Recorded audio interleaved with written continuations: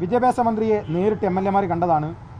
ഞങ്ങളുടെ parliamentary party നേതാവ് കുഞ്ഞാലിക്കുട്ടി സാഹിബ് നേരത്തെ 2 തവണ ഞങ്ങൾ കണ്ടതാണ്. MSF നേരിട്ട് അദ്ദേഹത്തിന് നിവേദനം നൽകിയതാണ്. ഇനി അവർക്കൊന്നും അറിയാത്ത പ്രശ്നമല്ല, അവർ കണ്ണടച്ചു പിടിക്കുകയാണ്. ഉറക്കം നടിക്കുന്നവർക്ക് മുമ്പിൽ ഇനിയും അപേക്ഷകളുമായി പോകണം, നിവേദനങ്ങളുമായി പോകണം എന്നല്ല ഞങ്ങൾ തീരുമാനിച്ചത്.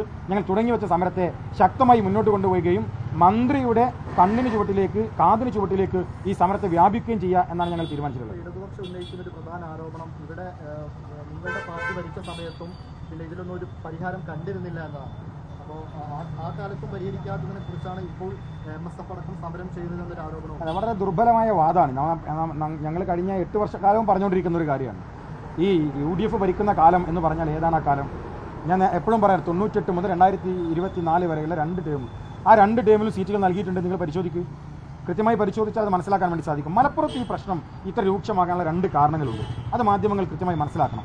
ഒന്നാമത്തെ കാരണം, ആരംഭിക്കുന്ന സമയത്ത് 98-ലെ ഗവൺമെൻറ് ഇത് വിതരണം ചെയ്യുന്നിടത്ത് നീതി കാണിച്ചില്ല എന്നതാണ്. നീതി കാണിച്ചില്ല എന്നാണ് മലബാറിലെ ഈ പ്രശ്നത്തിന് ഏറ്റവും പ്രധാനപ്പെട്ട കാരണം, പ്രത്യേകിച്ച് മലപ്പുറത്തെ പ്രശ്നത്തിന് കാരണം. ആരായിരുന്നു അന്ന് ഭരിച്ചത്? അന്ന് ഇടതുപക്ഷമായിരുന്നു, EK നായനാരായിരുന്നു.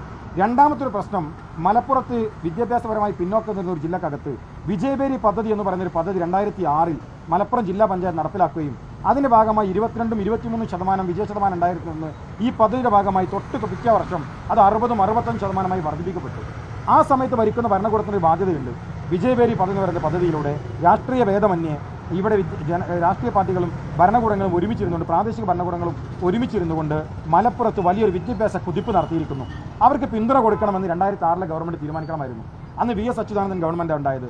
അന്ന് അദ്ദേഹവും തീരുമാനിച്ചില്ല. എന്ന് വെച്ചാൽ പ്രധാനമായ 2 ഗവൺമെൻറ്റുകൾ, ഒന്ന് EK നായനാർ ഈ +1 സീറ്റ് വിതരണത്തിൻ്റെ സമയത്ത് അദ്ദേഹം കാണിച്ച അനീതിയും, മറ്റൊന്ന് വിജയബേരി പദ്ധതിയിലൂടെ ജില്ല വലിയ കുതിപ്പ് നടത്തുമ്പോൾ അന്ന് ഈ ജില്ലയിൽ കോപ്പി അടിച്ചാണ് ജയിച്ചത് എന്ന് പറഞ്ഞ മുഖ്യമന്ത്രിയായിട്ടുള്ള VS അച്യുതാനന്ദൻ കാണിച്ച കടുത്ത അനീതിയാണ് ഈ ജില്ല ഇത്രമേൽ വലിയ പരിക്ക് വാങ്ങാൻ, ഇത്രമേൽ വലിയ പ്രതിസന്ധിയിലേക്ക് നടന്നെത്തിയിട്ടുള്ളത് എന്ന് പറയാൻ ആഗ്രഹിക്കുന്നു. ഇപ്പോൾ ഈ മന്ത്രിയുടെ വീട്ടിൽ മാത്രമാണ് എങ്ങനെയാണ് ഇവിടുത്തെ സമരം എങ്ങനെയാണ് തുടരുക? ഞങ്ങൾ ഇവിടുത്തെ സമരം തുടരുകയാണ്. മലപ്പുറം ജില്ലാ പ്രസിഡന്റ് കൂടെ ഉണ്ട്. അവർ പ്രഖ്യാപിച്ചതാണ് RDD ഓഫീസിൻ്റെ സമരം. അത് തുടർന്ന് പോവുകയാണ്.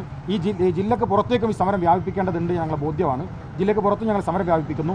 അതോടൊപ്പം തന്നെ സെൻട്രൽ ഗവൺമെൻറ്റിനെതിരെയുള്ള അത് പിന്നെ നമ്മുടെ നെറ്റ് എക്സാമിൻ്റെയും അതുപോലെ തന്നെ നീറ്റിൻ്റെയും, നമുക്കറിയാം NDAയുടെ സുതാര്യത പോലും തകർക്കുന്ന രൂപത്തിലേക്ക് അതിന് വലിയ വിദ്യാർത്ഥികൾ ആശങ്കപ്പെടുന്നൊരു കാര്യമുണ്ടായി. ലക്ഷക്കണക്കിന് വിദ്യാർത്ഥികളുടെ, അവരുടെ കുടുംബാംഗങ്ങളുടെ പ്രതീക്ഷയ്ക്ക് മുകളിലാണ് ഈ ഭരണകൂടം അവരെ നിരന്തരമായി അസ്വസ്ഥപ്പെടുത്തുന്നത്.